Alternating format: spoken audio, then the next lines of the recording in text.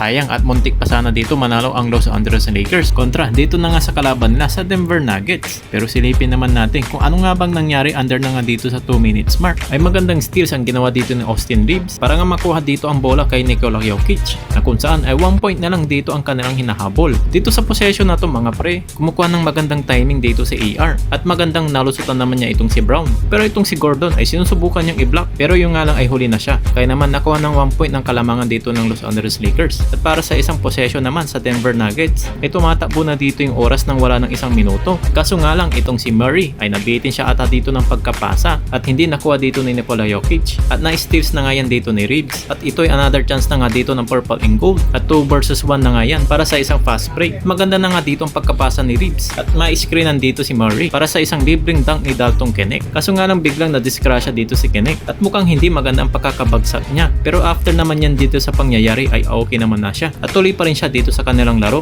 Sa balik possession na nga dito ng Denver Nuggets, ang natitirang oras na lang ay 52.1 seconds. Pero mukhang nakapaghanda dito ng magandang timeout dito si Coach Mike Malone. At sa pagkakataon naman ito ay ibibigay niya naman dito kay Jokic para pwersahin na nga dito si Koloko sa isang paint ng ilalim na court. At ang masama pa dyan ay tinawagan pa ito ng counted and 1. Jokic inside, put it up and in on Koloko and a chance for a 3-point play. So kayo na lang bahala kung dapat pang tawagan yung mga klaseng ganito na foul. Kaya naman sa mga oras na to sa 48 seconds mark ay muling tabla na nga dito ang scores natin.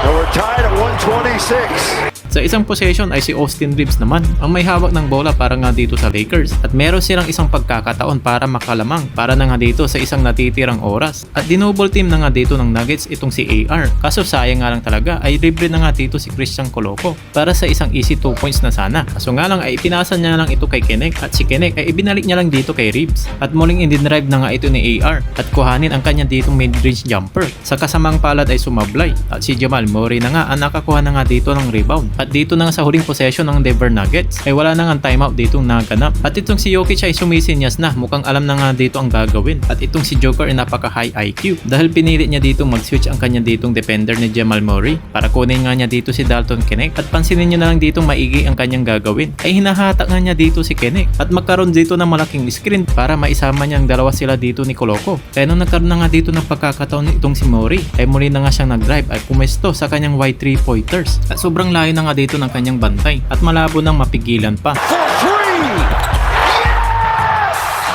Kaya naman ay 5.6 seconds naman ang natitira na lang. At yan ay nakuha na nga dito ng lamang ng talo ng Denver Nuggets. Kaya naman sa huling possession na nga dito ng Lakers ay itong si Jordan Goodwin ay nakawala na lang dito sa kanya si Russell Westbrook. Kaya naman ay tuluyan na nga dito na steals at malabo nang ma-overtime dahil libre sa fast break itong si Russell Westbrook. At nagtapos na nga sa final score na 131-126.